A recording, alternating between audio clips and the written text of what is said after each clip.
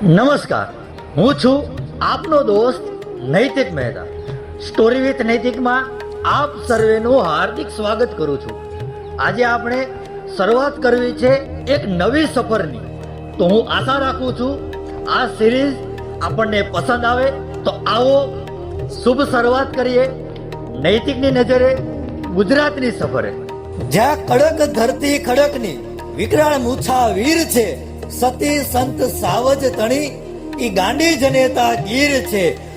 ઈ ગીરની નિર્મળ નદીના જ્યાં ખડકતા નીર છે, કઈ તા ભરતા શ્યામનું જ્યાં હળાભીડ મંદિર છે, જ્યાં હળાભીડ મંદિર છે.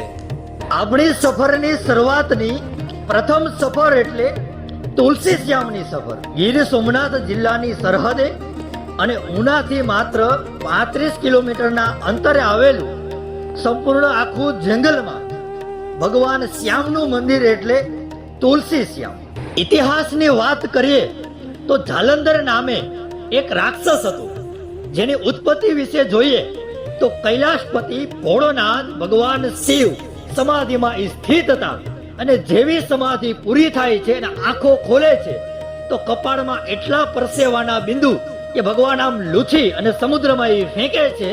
એ ફેંકાતા જેમાંથી બાળક ઉત્પન્ન થાય છે એવો જળનો પુત્ર એટલે જાલંધર.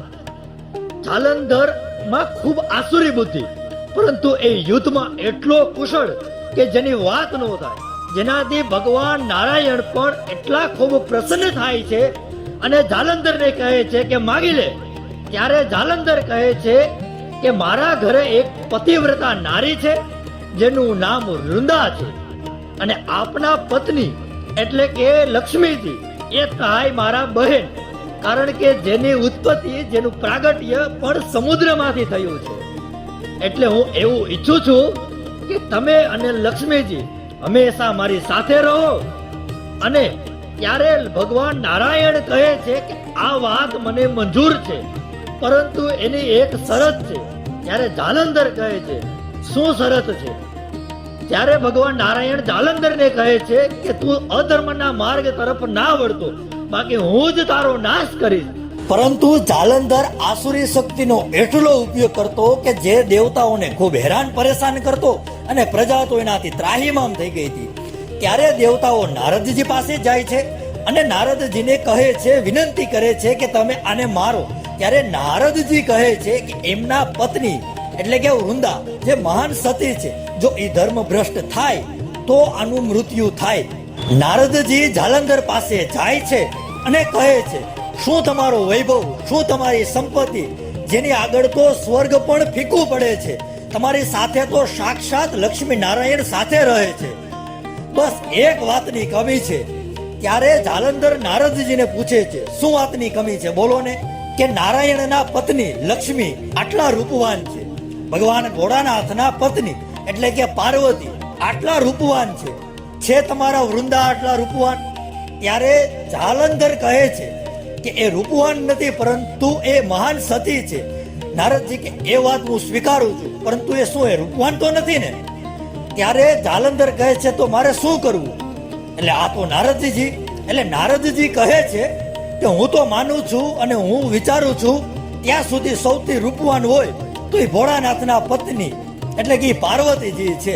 જો એને લઈ આવું તો કહેવાય કે એ રૂપવાન છે. જાલંધર ખૂબ શક્તિશાળી સાથે બુદ્ધિશાળી, પરંતુ એમની પાસે સદબુદ્ધિ નહીં, એટલે એ પાર્વતીને લેવાનું વિચારે છે. આ વાતની ખબર પાર્વતીજીને પડે છે. ભગવાન ભોળાનાથ અને જાલંધર વચ્ચે ઘમસાણ યુદ્ધ થાય છે, જે લાંબા સમય સુધી એ યુદ્ધ ચાલે છે. એમાં જાલંધર એટલો શક્તિશાળી કે આ યુદ્ધમાં ભગવાન ભોળાનાથ ભગવાન શિવ એ કૈલાશપતિને પણ પરાજય આપે છે. હાહાકાર મચી ગયો છે. એટલામાં ભગવાન નારાયણ વૃંદાને સ્વપ્નમાં દર્શન આપે છે અને કહે છે તમારા પતિ એટલે કે જાલંધર ખૂબ ખતરામાં છે. ત્યારે વૃંદા બીજા દિવસે સવારે પતિની શોધમાં જંગલમાં નીકળે છે. ભગવાન વિષ્ણુ સ્વયં યોગીના રૂપમાં આગળ બેસી જાય છે અને વૃંદા એમને પૂછે છે કે મારા પતિનું શું થશે? ત્યારે યોગીના રૂપમાં ભગવાન નારાયણ કહે છે તારા પતિનું તો મૃત્યુ થઈ ગયું છે. આવી રીતે ભગવાન નારાયણે વૃંદાનો ધર્મ ભ્રષ્ટ કરાવ્યો છે અને ઓલી બાજુ ભગવાન કૈલાશપતિએ એ જાલંધરનું મૃત્યુ કરે છે. આ વાતની જાણ વૃંદાને થાય છે. ત્યારે વૃંદા ભગવાન નારાયણને શ્રાપ આપે છે કે તમે સાક્ષાત નારાયણ હોય તો પણ હું તમને શ્રાપ આપું છું.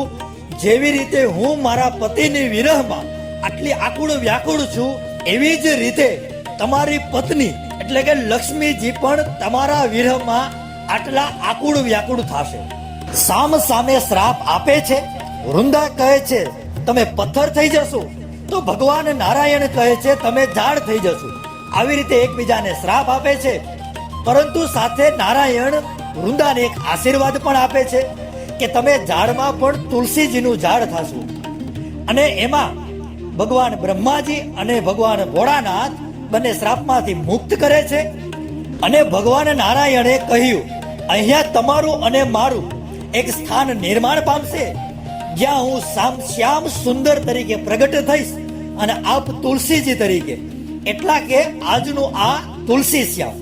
અહીંયા ગરમ પાણીના કુંડ આવેલા છે, જે તપ્તોદક કુંડથી જગ વિખ્યાત છે.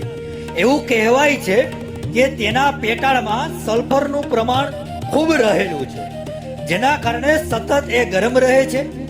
તેમાં સ્નાન કરવાથી ચામડીના રોગ પણ દૂર થાય છે. આવી તો ઘણી અહીં રહસ્યમય વાર્તાઓ જોડાયેલી છે. એટલું હું અવશ્ય કહી શકું કે પ્રકૃતિની ગોદમાં ગીરના જંગલમાં એકવાર અવશ્ય શ્યામ સુંદરના દર્શન કરવા આવો.